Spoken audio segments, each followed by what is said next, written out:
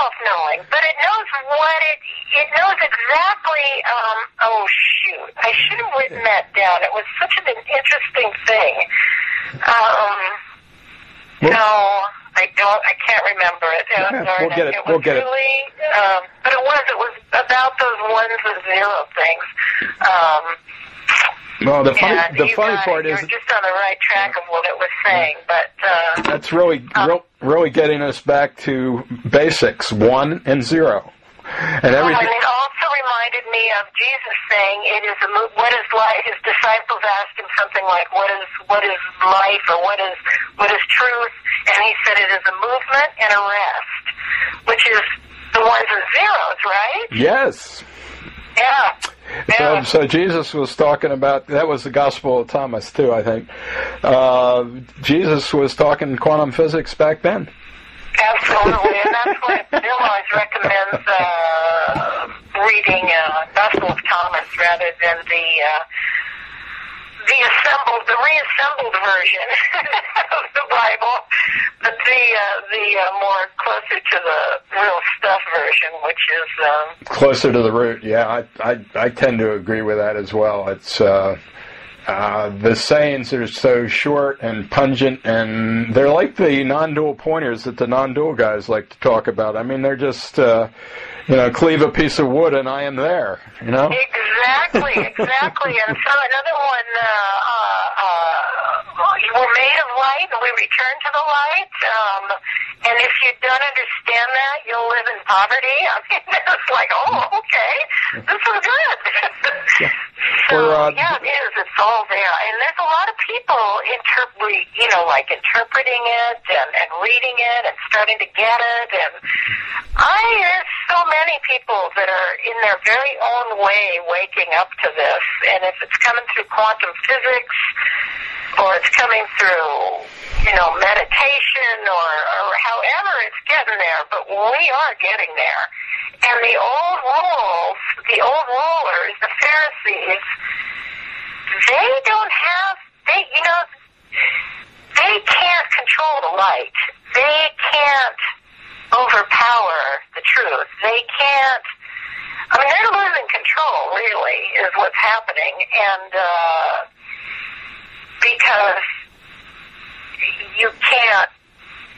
they can't be more powerful than what is. And we're starting to find what is. What calls that? And they're in trouble. They're in big trouble. Yeah, or in the sense of the old world. The old who we thought we were it's not gonna. It's starting to fall. It's starting to break down. And the thing on the light and the dark there, in terms of you get into the philosophical argument. My old friend and I used to go to loggerheads on it. We don't even talk about it anymore, about the substantial reality of quote unquote evil. I don't like the word. I think evil is really a self-ignorance. But if you use the metaphor of the light and the darkness, the dark has no substantial reality in and of itself. It's the relative absence of light, and even that's only apparent. So there is because it isn't real in the first place. It has no reality. No, it absolutely is not real. That's why if people start to get this quantum physics thing and realize nothing is real, there's no intrinsic value in the things, then almost right there, we've made the shift. It's like, okay, then what is real? That which is being it. The awareness I am. The presence that is. The changeless here and now, that all this shadow, or we call it illusion. It isn't that it's an illusion, like it doesn't exist or it's unreal, but it isn't real in the sense that it's a reflection. It's like a reflection isn't who I am in that mirror. A reflection it exists. I see my face in the mirror, but it doesn't have any life or value in the reflection in the mirror, or the images on the TV screen, or, the images exist, they're here, but there's no life in them. The life is being them. It is the life we are that is being all images. Well, if we can start seeing that, then we can let go of our the sort of fighting over the stuff in a way, Yes. It's like we're fighting over wanting more of what isn't real in the first place. We're holding on to what isn't real. Once we get that, then you let it go.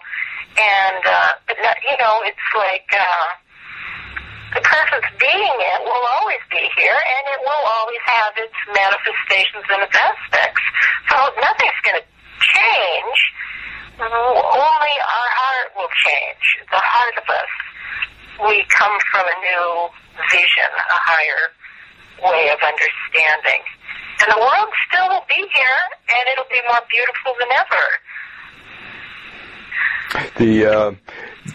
The thing about the unreality issue is obviously something's there. At a metaphysical level, exactly. It's a vibratory pattern of energy. Now, and that's a state of the awareness. So it's a vibratory pattern of intelligent energy. That's all it is, intended to express an inner idea or thought. But what's unreal about it is the metaphor of the guy walking down the road and he sees a snake in the dark and he jumps into the pit and he hurts himself. Well, after he gets out and recovers, he gets up there and in the daylight sees it was a rope.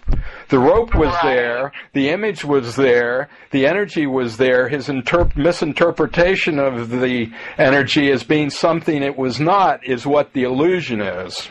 Right, exactly. This has been great. Yeah, I think we're... I just feel like that's starting to...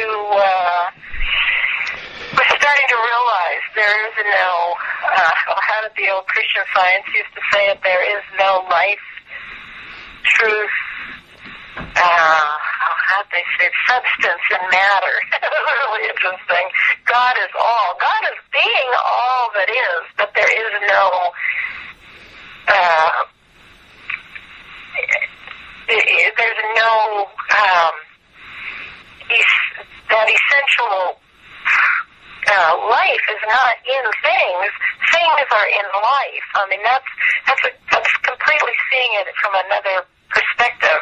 So all things are in life, and we are that life. We are not the things, we are the life. And that's like being it dawned on me a long time ago that life is consciousness. It's the degree to which it's the degree to which I'm consciously aware of being in any given moment based on environmental stimuli as sort of a mirroring effect. But the consciousness is the container, the bowl, the empty space that's always here, changeless and ever present. The objects that come and go that allow consciousness to know it is there are the attributes and qualities of God, as Bill would say. If the consciousness becomes identified with an object, it becomes contracted and then forgets itself as the consciousness, and then we're back in the game of how do I've fallen down, how do I wake up? Or I've gone into a dream state or entranced or hypnotic state. How do I wake up? How can a dream person wake up to the dream? The consciousness can wake up, and that's the whole idea of grace, essentially, that we will wake up, because the default state in this, regardless of what you imagine, is what you always already are in the mind of God, is this awareness. That can't so eventually you got to wake up. It can be the hard way with a hellacious alarm clock or a soft and gentle alarm clock, but you will wake up. Right. To who and what you always already are in Christ or God, and the words are just words. Exactly, yeah. And, yes, the problem with that, that's like that other thing, like saying things are not real. Putting it into terms of it's a dream, it's very confusing to people, and it really doesn't feel right. Then they struggle, like you say, then they'll struggle to wake up, which you can't. because you're not dreaming. Yeah. It's like that dream thing is almost.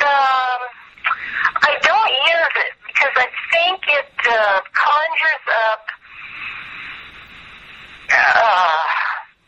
a dilemma that just isn't necessary. I tend to avoid that.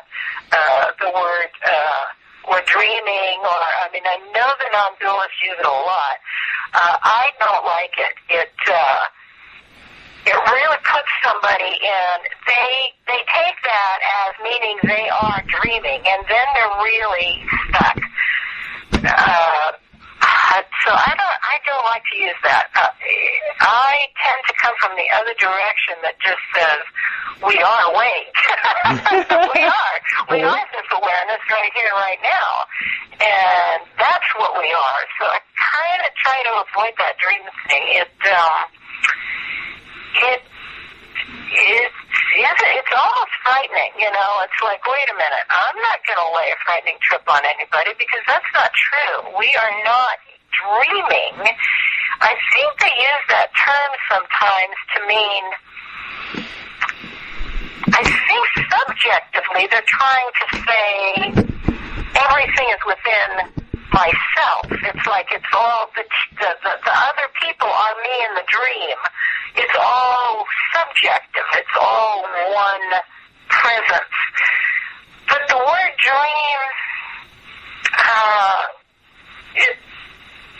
it doesn't work for me. I don't. It's like your word evil. I don't like that either. It puts an emphasis on something that gets confusing and gets misunderstood. It's kind of like me talking about the freedom thing. There are certain words that get really misunderstood, and that dream word is one of them. So I tend to want to speak from already awake, already being the presence that we are, which we are. We are this presence, and it is here right now, and we are awake. So to get that and then start living it, that seems to be the way to do it. Amen. It's a little like the Christian Science idea. There's truth in it. It is all mind. The only model you're ever going to find that isn't disintegrative or allows God to be one and many at the same time is a mental model, because the mind is. And unfortunately, all those different ways of saying it make it so that then people struggle to get rid of something. Yes. And when you start to struggle to get rid of something, you're in a. That's just not it, because it's not about getting rid of anything. It's about completely opening your heart to everything. And that goes back to what we were talking about. That's why for me that saying, the saying that God is all, that was all I needed. I was like, okay, now I'm all right. If God is all, then what do I have to worry about? Like, okay, this is good. God is everything. To me, because God is the ultimate of what is, and it is doing what it does, then I don't have anything to worry about. I can just be the child. So all of this always comes back to that for me. It's like, if there's anything I would want to emphasize is that God is all, and then you have the freedom to be who you are, and to just love this presence of God's being, and somehow that causes this little. It's almost like